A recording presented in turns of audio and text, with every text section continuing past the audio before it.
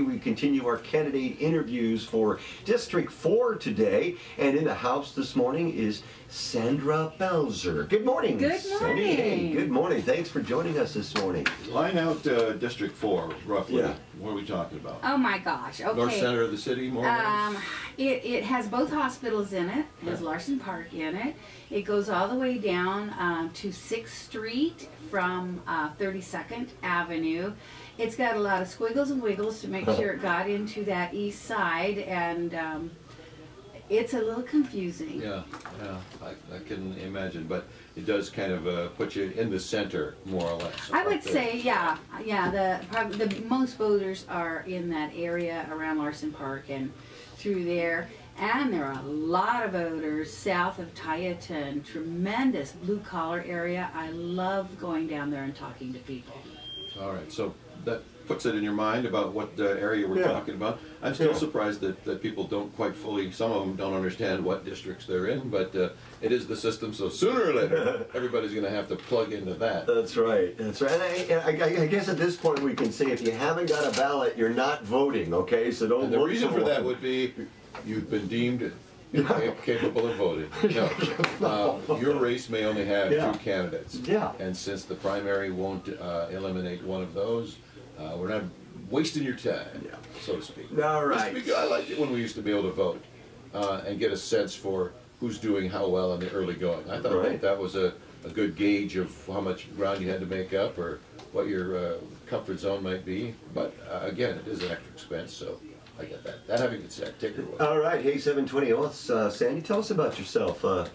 Who is it Sandy or Sandra? Because it's Sandra on the ballot. Sandra, okay. But not in person. I always know who really knows me because they call me Sandy. Sandy, that's right. That's right. It's not why I do it, but it is a benefit to doing it that way.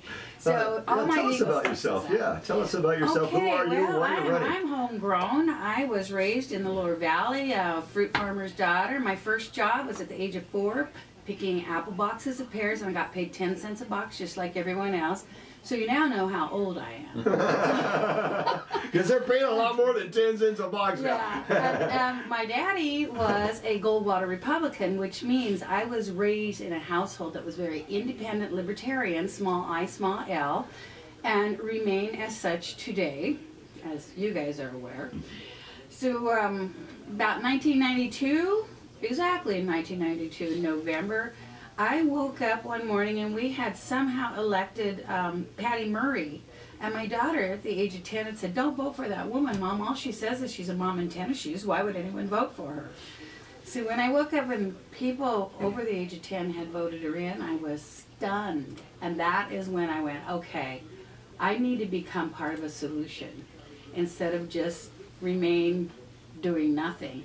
And that's when I got started. So I have been at this for many, many years, from being taught by Phyllis Schlafly to lobby personally in Washington, D.C., to media training by the same, and then on to just constantly being one of those tireless minority patriots fighting to hold people's feet to the letter of the Constitution, and to letting people know we're not a democracy, folks. We are a republic. Say the Pledge of Allegiance. If you say, "and to the democracy for which it stands," you feel pretty foolish. So that for 25 years I've been in this battle of trying to help people understand who America is and what the rules are. My signs say rule of law. All right. Do you describe yourself as a Tea Party conservative? Oh, I do not, and I thought it was funny. I got described as that. I noticed that from the editor, Sandra Belzer, the Tea Party conservative. Yeah, no, I've never been a Tea Party. In fact, we have never had a Tea Party in Yakima. We ended up with the Yakima Freedom Partners instead, because we wanted to include all the people who were on the conservative liberty side of the political realm and have them all have a say. So that was our umbrella group. And then it morphed into something else. And so, you know, you just keep kind of adjusting without changing who you are. Right on, right on. I guess challenges, a lot of challenges in this city.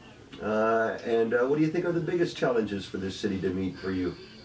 There are several, but I will tell you what my district thinks. I went around the perimeter early on.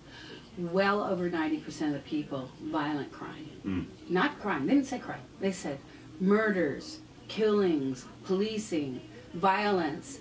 One of the murders was 3 blocks from our home, and my neighbors are just now coming back out at night. I'm the crazy one out there walking my dog in the middle of the night. You know, I just don't shoot my dog, that's all I can say. So that is the biggest concern. Now, I think that we have seen some great moves made with some of these sweeps we've had since this popped up again. Personally, I'd really like to see some infrastructure work. I'd like to see North First Street be a pleasant place to drive into. It is an entryway. And why have we let the east side of Yakima go to hell in a handbasket? Do you believe that that's part of that contributes to the violence and the gang problems? I mean, what are the connections there? If you go over there, and I'm there a lot because I'm in my car, I'm an Uber driver. Boy, do I have Really? stories. Yeah, I am. And we do some process serving for the school district, and I do some other canvassing for another company.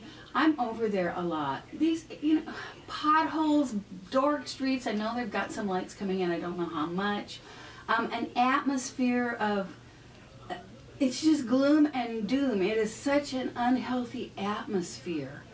And let's face it, evil likes dark places, so where are you going to have the most crime? And it needs to be cleaned up. Do I have an answer for that? Not totally, but maybe we should quit chasing the shiny things and start taking care of the city. If you clean that area up, I think it will lift the whole city in some ways. How much? How? I don't know. I don't know because I don't know what we have to work with. I know we've spent a lot of money on extras. Do I disapprove of all the extras? No, I don't disapprove of all the extras. But could there have been, shouldn't we clean up the city?